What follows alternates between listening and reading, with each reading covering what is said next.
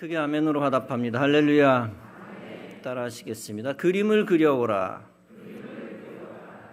그림을 그려오라 라는 제목으로 말씀 전합니다. 쥐구멍에 볕들날이 온다는 말이 있습니다. 쥐구멍에 간간히 햇빛이 들어올 때가 있다는 겁니다. 아무리 힘들고 어려워도 꿋꿋이 견디면 좋은 날이 온다는 뜻입니다. 황무지가 도시로 바뀌는 경우는 많이 있습니다.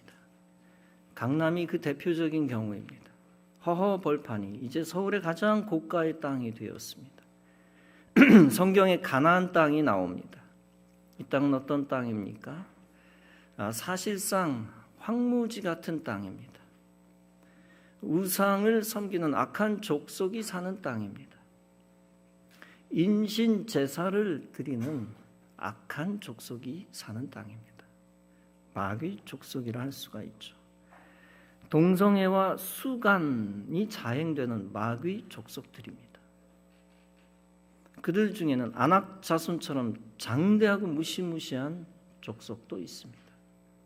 이처럼 자연 환경이나 주민들이나 뭐 하나 만만한 것이 없습니다. 그러나 성경은 가나안 땅을 달리 말합니다. 약속의 땅이라고 부릅니다.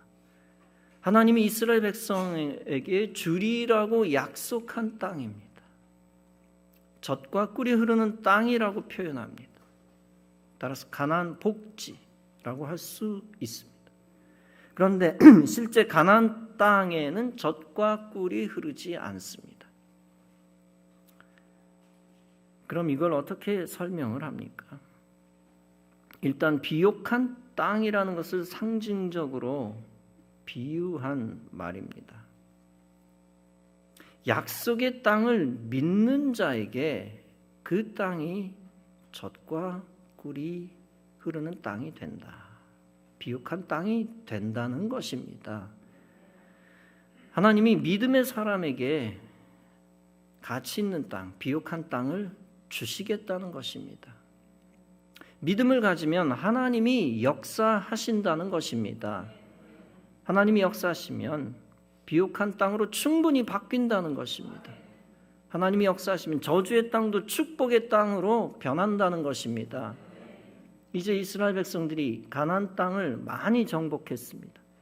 본문은 말씀합니다. 자손의 온 회중이 실로에 모여서 거기에 회막을 세웠으며 그 땅은 그들 앞에서 돌아와 정복되었더라. 각 지파가 차례로 가나안 땅을 분배받았습니다. 그러나 본문은 말씀합니다. 이스라엘 자손 중에 그 기업의 분배를 받지 못한 자가 아직도 7지파라. 여호수아가 이스라엘 자손에게 이르되 너희가 너희 조상의 하나님 여호와께서 너희에게 주신 땅을 점령하러 가기를 어느 때까지 지체하겠느냐. 약속대로 가나안 땅은 이스라엘 땅이 되었습니다. 그들은 가나안 땅의 중심지가 되는 실로라는 곳에 성막을 세웠습니다. 이 성막에서 하나님께 제사드리게 되었습니다. 이스라엘은 각 지파별로 가나안 땅을 분배했습니다. 이스라엘 지파는 총 12지파입니다. 그중 5지파는 분배를 마쳤습니다. 르우벤, 갓, 므낫세 반지파, 유다, 에브라임입니다. 그러나 나머지 7지파는 분배가 되지 않았습니다. 그 7지파는 다음과 같습니다.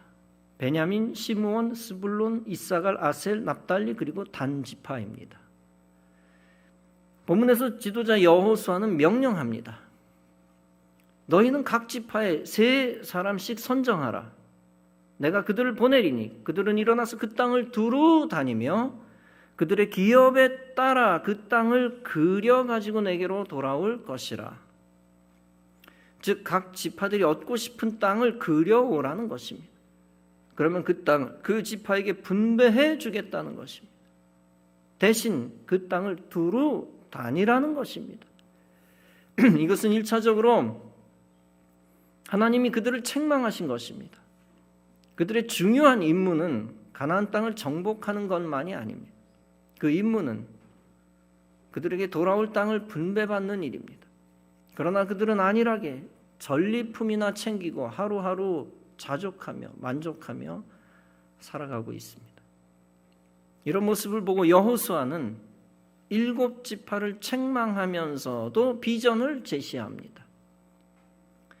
가나안으로 가다가 지체하는 모습은 참으로 안타까운 모습입니다. 그 모습은 이미 아브라함의 아버지 데라가 보여준 적이 있습니다. 그는 하나님으로부터 가나안을 약속받고 갈대아 우르를 떠났습니다. 그러나 하란의 화려함을 보고 눈멀어 지체합니다. 그러다 결국 가나안에 이르지 못하고 죽고 말았습니다. 역사를 기록한 역사가 요세푸스가 알려주는 것이 있습니다. 그것은 각 지파가 그 땅을 살피고 돌아오는 시간입니다. 그 시간이 약 7개월 소요되었다고 합니다. 결코 쉬운 일이 아니었을 것입니다. 그러나 약속의 땅을 얻기 위해 반드시 그 일을 해야만 했습니다. 두루 다니는 일을 해야 했던 것이죠. 네 그림을 그려오라는 하나님의 명령은 쉬운 명령이 아닙니다. 그 명령을 따르는 것은 또다시 수고하고 애써야 하는 일입니다. 그 명령은 그들을 괴롭히기 위한 것이 아니었습니다. 오히려 그 명령은 그들을 축복하기 위한 것이었습니다. 그들이 순종하고 그림을 그려왔을 때 하나님은 어떻게 하셨을까요? 그들의 생각을 인정하셨고 그 그림대로 땅을 분배해 주셨습니다. 여호수아는 그리는 방법을 알려줍니다. 그 땅을 7 부분으로 그려서 이곳 내게로 가져오라. 또한 여호수아는 땅을 분배하는 방법을 미리 알립니다. 내가 여기서 너희를 위하여 우리 하나님 여호와 앞에서 제비를 뽑으리라. 즉 첫째는 구체적으로 그림을 그려오라는 것입니다. 구획을 제대로 나누어 가지고 오라는 것이죠. 지형을 보고 또 인구를 보고 모든 걸 고려해서 적절하게 구획을 나누어 그려오라. 둘째는 가져온 것들을 제비 뽑아서 7지파에게 나누어 주겠다는 것입니다. 즉 공평하게 나누어 주겠다는 것입니다. 여기서 우리는 영적 교훈을 얻습니다. 그것은 하나님 나라 확장 사업을 위하여 성도가 애써야 한다는 것입니다. 게으르지 말고 부지런히 이 땅을 하나님 나라로 만들라는 것입니다. 만약 최악의 경우 그들이 노력하지 않았다면 어떻게 되었을까요? 순종하지 않고 구획을 그려오지 않았다면 어떻게 되었을까요? 아무리 약속의 땅이라도 7지파는 그 땅을 얻지 못했을 것입니다. 아마 7지파는 점점 소멸되었을 것입니다. 추측해 보건대 기존 5지파에 흡수되어 동화되었을 것입니다. 사그라들었을 것입니다. 기존 5지파가 나머지 땅을 확장했을지도 모릅니다. 오늘날 유럽이나 미국에서 안타까운 것이 있습니다. 그것은 기독교인들이 줄고 있다는 겁니다. 영국은 감리교 창시자 웨슬리 목사님의 나라입니다. 그러나 이제 감리교는 20만 명도 안 되는 소종파가 되었습니다. 6,700만 명 중 20만 명도 안 되니 거의 없는 형국입니다. 감리교 지도자들과 성도들의 태만, 즉 게으름 때문입니다. 그들이 하나님 나라 확장에 힘쓰지 않았기 때문입니다. 교회를 무너뜨리는 인본주의, 반기독교와 싸우지 않았기 때문입니다. 기독교 신앙과 성경의 교리를 무너뜨리는 동성애와 싸우지 않았기 때문입니다. 웨슬리가 88세 세상을 떠날 무렵이 어떠했을까요? 감리회는 1000명의 평신도 설교자들이 있었습니다. 약 8만 명의 신도들이 있었습니다. 당시 영국의 인구는 1천만 명이었습니다. 즉 영국인 125명 가운데 1명이 감리회 신자였습니다. 통계에 의하면 1850년의 신도 수는 약 40만 명이었습니다. 이 교회는 초기 감리교회처럼 강력한 복음주의 교회 모습을 유지했습니다. 감리교 신자들은 가는 곳마다 복음 전도와 사회 선교를 조화롭게 실천했습니다.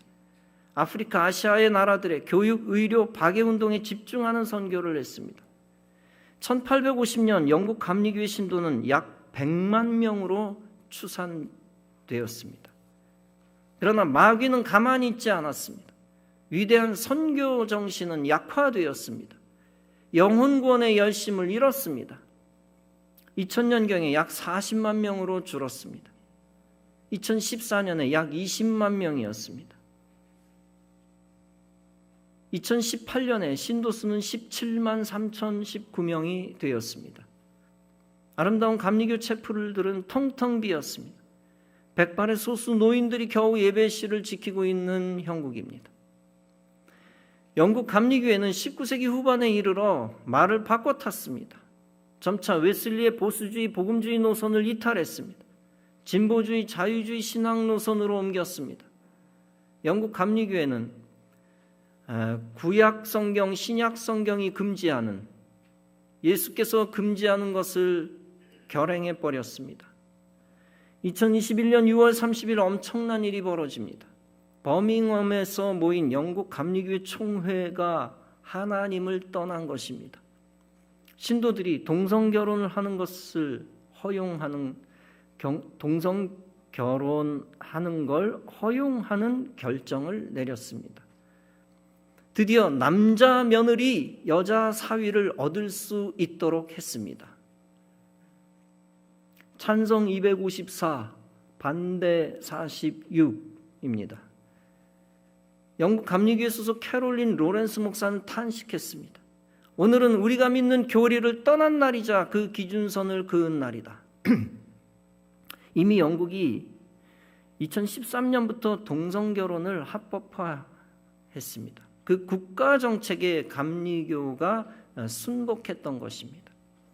결국 그 국가의 정책에 따라 감리교는 저주를 받아 죽음을 맞이했습니다. 따르지 말아야 할 국가 정책을 따라 저주받고 고사당했다. 미 합중국 장로교회는 동성애자를 목사와 장로로 안수해 왔습니다. 그러니까 목사가 동성애자, 장로가 동성애자입니다. 2015년에 교회법으로 동성결혼을 허용했습니다. 게이와 레즈비언 등 동성애자들의 결혼을 인정하는 법안을 확정했습니다. 교회법은 한 남성과 한 여성 간의 결합을 지웠습니다. 이제 두 사람의 결합으로 수정했습니다. 미국 장로교회도 여자 사위, 남자 며느리를 맞이할 수 있습니다. 여러분, 여자 사위 받으시겠습니까? 남자 며느리 받으시겠어요? 다행히 영국 국교회, 영국 성공회는 아직 이를 통과시키지 않았습니다. 그러나 마귀는 계속 영국 국교회를 치고 있습니다. 미국의 여러 교회들도 동성결혼을 허락합니다.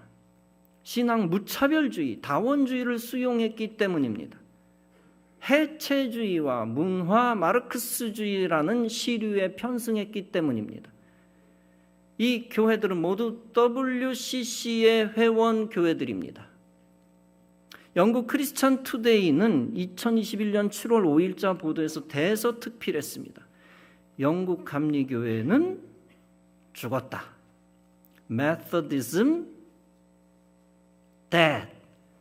이렇게 보도했습니다. 그 이유가 무엇일까요? 영국 감리교회가 WCC와 함께 활동해 온 탓입니다. 영국 감리교회 죽음의 이유가 확인되었습니다. 그것은 최근에 동성결혼을 승인한 것입니다. 그것 때문에 신앙 있는 이들이 감리교회를 떠났습니다. 조직 안에 머물러 있으면서도 좌충우돌 하고 있습니다. 독일은 그나마 루터교가 강합니다. 그러나 루터교도 점점 약해지고 있습니다. 교회들이 마귀 논리를 많이 받아들였기 때문입니다. 라이프치히 교회는 동서독 통독을 이루게 한 원인이 되는 교회입니다. 출발지입니다. 그 독일 통독을 이끌어낸 광장에서 월요일 촛불 기도회를 한 것이 원인이 되었습니다. 저는 근본에 관심을 갖고 라이프치히 교회 월요 기도회에 참가했습니다. 사람은 많지 않았지만 분위기는 비교적 좋았습니다. 그러나 곧 실망했습니다. 동성애를 품자라고 하는 차원에 6가지 색깔의 무지개를 진열해 놓았기 때문입니다. 이것이 전 유럽의 교회들이 타락해 가는 모습을 보여줍니다. 네덜란드 공항 화장실에 갔다가 제가 화들짝 놀랐습니다. 여자 화장실에 잘못 들어간 줄 알고 뛰쳐나오려고 했습니다. 그랬더니 네덜란드 아줌마가 웃으면서 괜찮다, 여기다, 여기 맞다라고 합니다. 알고 보니 동성애자들 배려하는 남녀 공용 화장실이었습니다. 이미 저녁 예배 때 말씀드린 대로 네덜란드는 마리화나를 합법화했습니다. 이제 국가는 후회하고 있고 전 유럽 마약의 통로가 되고 있습니다. 다 성경을 대적한 행동의 결과입니다. 웨슬리 목사님 분명히 말한 바 있습니다. 나는 성경이 말하는 법칙 이상 다른 어떤 것도 받아들일 수 없다. 성경의 하나님이 나에게 다음과 같이 명령한다. 무지한 자들을 가르치고 악한 자들을 개혁하고 덕 있는 자들을 격려하라. 이미 로마서 12장은 악한 종말을 예견하고 있습니다. 말씀합니다. 너희는 이 세상을 본받지 말고 오직 마음을 새롭게 함으로 변화를 받아 하나님의 선하시고 기뻐하시고 온전하신 뜻이 무엇인지 분별하도록 하라. WCC를 따라가면 교회가 죽는다는 것을 경고한 것입니다. 그리고 그것과 싸우라는 것을 암시한 것입니다. 교회가 싸우기를 게을리하면 약속의 땅을 분배받지 못합니다. 우리나라만이라도 신앙적으로 의식 있는 목회자와 성도들이 되어야 합니다. 가나안 땅에 들어가 교회를 무너뜨리는 마귀 권세와 싸워야 합니다. 이제 우리는 우리의 지역을 가나안 땅으로 여기며 비전을 품어야 합니다. 비전만 품는 것이 아니라 실제 영혼 구원하며 사회 구원하며 세상을 살려야 합니다. 한편 세상이 기독교를 무너뜨리려 할 때 대적과 싸워야 합니다. 그러면 우리의 지역과 이 나라는 하나님 나라로 지켜지게 됩니다. 담임 목사가 한국교회를 지키기 위해 거룩한 싸움들을 하고 있습니다. 왜냐하면 지구촌의 많은 지역이 영적으로 마귀 나라가 되었기 때문입니다. 한국교회마저 무너지면 지구촌은 소망이 없기 때문입니다. 따라서 우리 교회에 사명이 있습니다. 한국교회와 한국을 살리는 사명입니다. 우리 교회가 반성적 세력을 이기는 거룩한 공격수입니다. 수비만 해서는 안 되는 거죠. 반성경 대적하여 무너뜨려야 됩니다. 공격해야 합니다. 그 공격수의 역할을 감당하기 위해 저도 기회가 되면 움직입니다. 지난주에는 동성애를 찬성하는 감리교 목사, 그 목사를 처단하는 재판에 참여했습니다. 여러 재판이 진행되어 왔는데 지난주 마지막 재판이 있었습니다. 판결이 날 겁니다. 온 성도들은 저와 복음주의 신앙으로 한 마음이 되어 가나안 땅으로 전진하기만 하면 됩니다. 특히 우리는 우리의 교회가 가나안 땅의 중심지 실로임을 알아야 합니다. 이스라엘 자손의 온 회중이 실로에 모여 회막 즉 성막을 세웠다고 했습니다. 이 실로 성막은 장차 예루살렘 성전의 모형이 됩니다.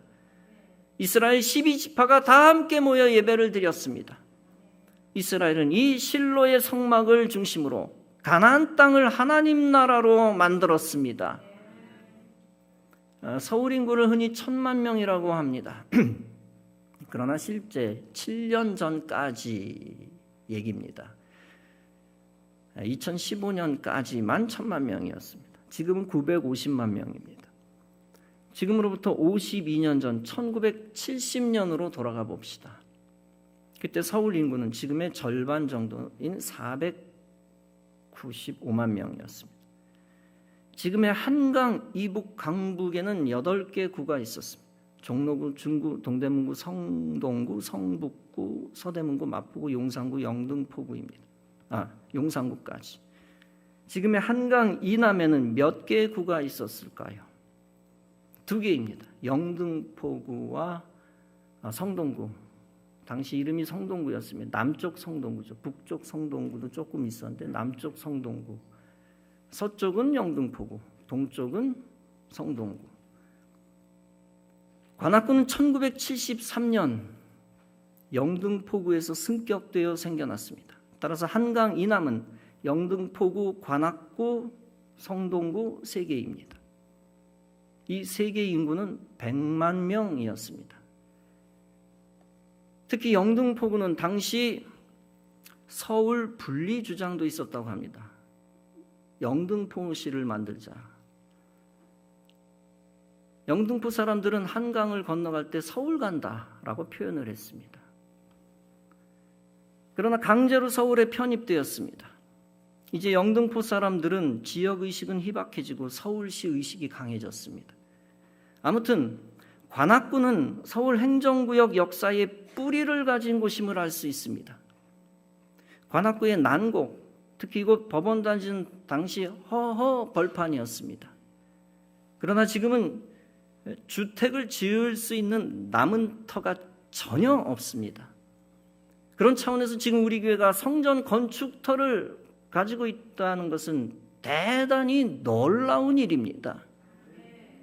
여러분, 행정구역 역사를 보면서 느끼는 것이 있습니다. 황무지 같은 곳이 어떻게 발전할지 아무도 모른다는 것입니다. 그런 곳이 또 어떻게 경계를 나누어 세분화될지 모른다는 것입니다. 설교자가 묵상하면서 느껴지는 것이 있습니다. 그것은 우리 지역의 개발 역사가 가나안 땅 분배 역사와 유비된다는 것입니다.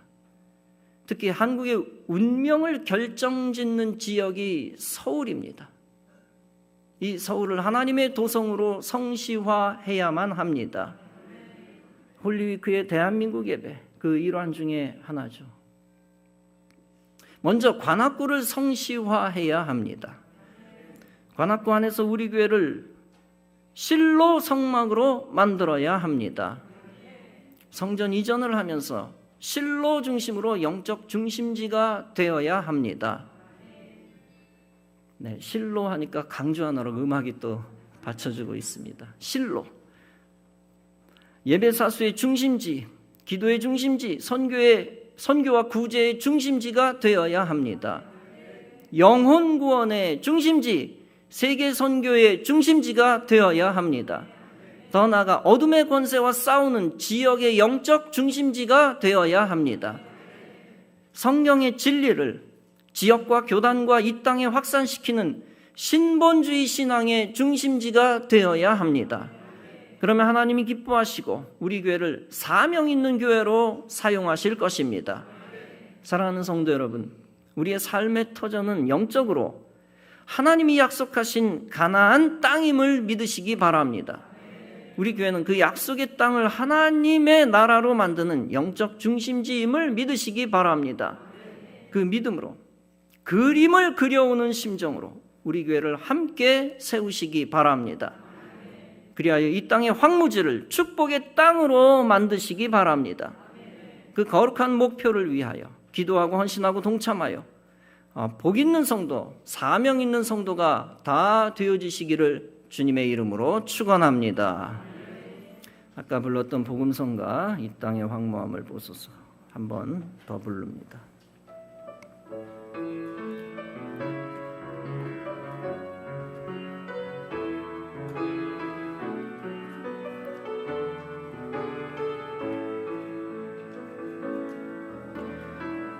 이 땅의 황무함을 보소서 하늘의 하나님 긍휼을 베푸시는 주여 우리의 죄악 용서하소서 이 땅 고쳐주소서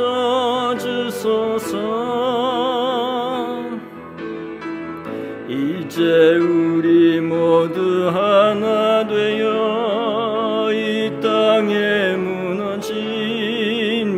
기초를 다시 쌓을 때 우리의 우상들을 태우신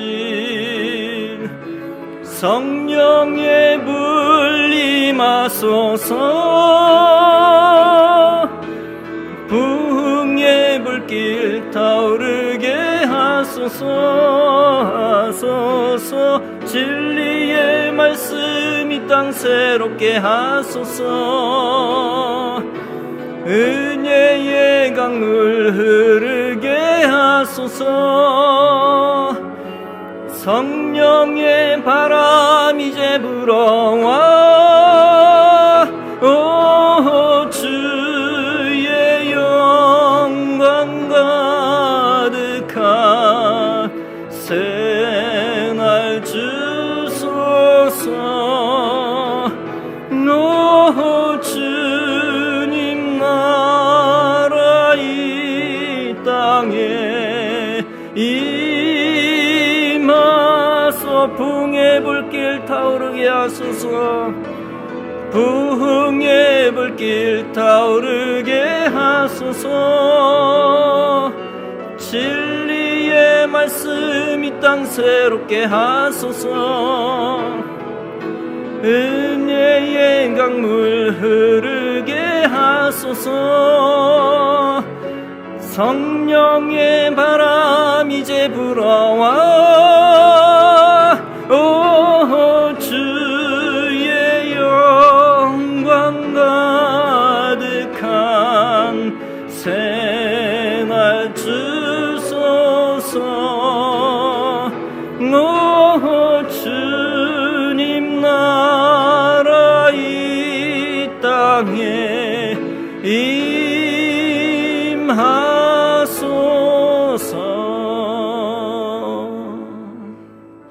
기도하시겠습니다.